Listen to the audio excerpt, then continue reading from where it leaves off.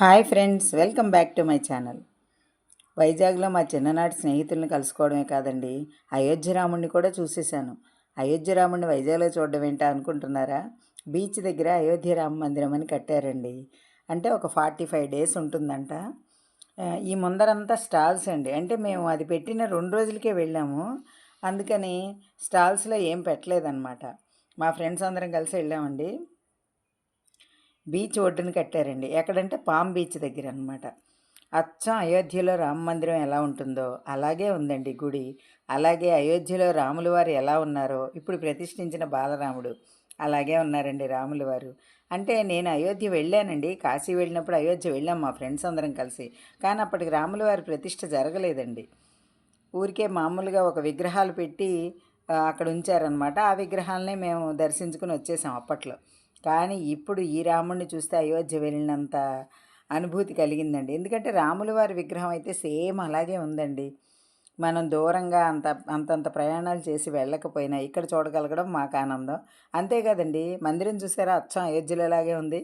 మా ఫ్రెండ్స్తో కలిసి వెళ్ళడం ఇంకా ఆనందం అండి. అందరం చాలా బాగా ఎంజాయ్ చేసాం. రాముల వారిని దర్శించడం భక్తి అయితే, మేమందరం కలిసి వెళ్ళడం ఎంజాయ్మెంట్ అనమాట. అదిగోండి బీచ్ దూరంగా సముద్రుడు కూడా కనిపిస్తున్నాడు మనకి. వైజాగ్లో అండి, బీచ్ ఒడ్డునే అనమాట ఇది. అయితే 45 డేసే ఉంచుతారని మాకు తర్వాత తెలిసిందండి. ఎన్నాళ్ళున్నా మనం అక్కడైతే వైజాగ్లో ఉండం కదండి, అందుకని ఏం ప్రాబ్లం లేదు, చూడడం అయితే చూసేసాం కదా అనిపించింది. ఇక్కడ దాకా వెళ్ళాక నాకు డౌట్ వచ్చిందండి, అమ్మ లోపలికి వెళ్తే ఫోటో కానీ వీడియో కానీ తీసుకోవచ్చో తీసుకోకూడదు అని. కానీ రాముల వారి దగ్గర దాకా వీడియోలు తీసుకోవడానికి పర్మిషన్ ఇచ్చారండి.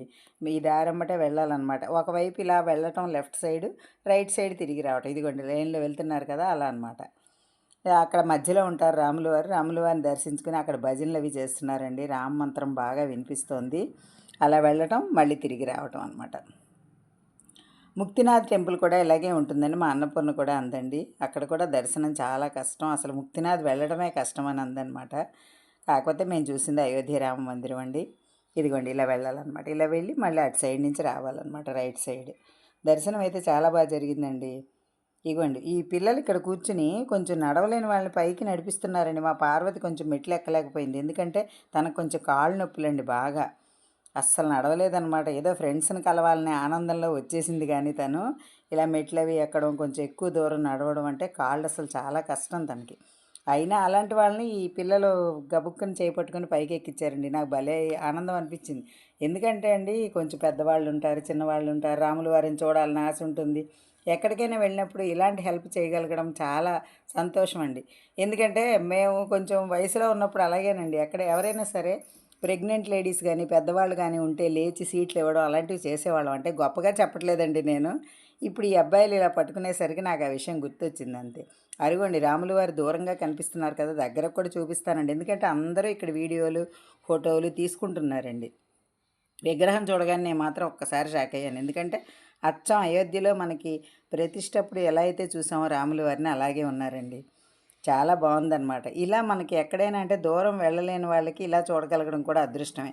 అందరూ అయోధ్య వెళ్ళి చూడాలంటే, ఇంత శిల్పకళ ఇవన్నీ చూడాలంటే కొంచెం వెళ్ళలేరు కదండి, వెళ్ళలేని వాళ్ళు కూడా ఉంటారు. అలాంటి వాళ్ళ కోసం ఇక్కడి రాముల వారు పూజలు భజనలు ఇలా అనమాట. చూడండి ఎంత చక్కగా ఉన్నారో రాముల వారి జన్మ ధన్యమైనట్లు అనిపించట్లేదు ఆయన్ని చూడగానే. ఇగోండి వెళ్ళిన వైపు కాకుండా రెండో వైపు మళ్ళీ వెనక్కి తిరిగి రావడం అనమాట. అయితే కొంతమంది ఆ చుట్టూ ఉన్న శిల్పకళను కూడా చూస్తున్నారండి. ఎందుకంటే అక్కడ రాములవారి మందిరంలో ఎలా ఉంటుందో అలాగే ఉంది ఇక్కడ కూడా అని వాళ్ళు మాట్లాడుకోవడం నేను విన్నాను అనమాట. అంటే బహుశా వాళ్ళు వెళ్ళిన వాళ్ళు అయి ఉండొచ్చు, లేదు వెళ్ళి చూసిన వాళ్ళు చెప్పినవి అయి ఉండొచ్చు అనమాట. ఏమైనా అయోధ్య రాముడిని చూసేసామండి, అది నా చిన్ననాటి స్నేహితులతో. నాకైతే చాలా చాలా సంతోషంగా ఉందండి. ఇది ఒక మాకు స్వీట్ మెమొరీ అనమాట, ఎప్పటికీ గుర్తుండిపోతుంది. మీకు ఈ వీడియో నచ్చిందా అండి? నచ్చితే లైక్ చేయండి, షేర్ చేయండి. మరిన్ని వీడియోస్ కోసం నా ఛానల్ సబ్స్క్రైబ్ చేయండి. Thank you.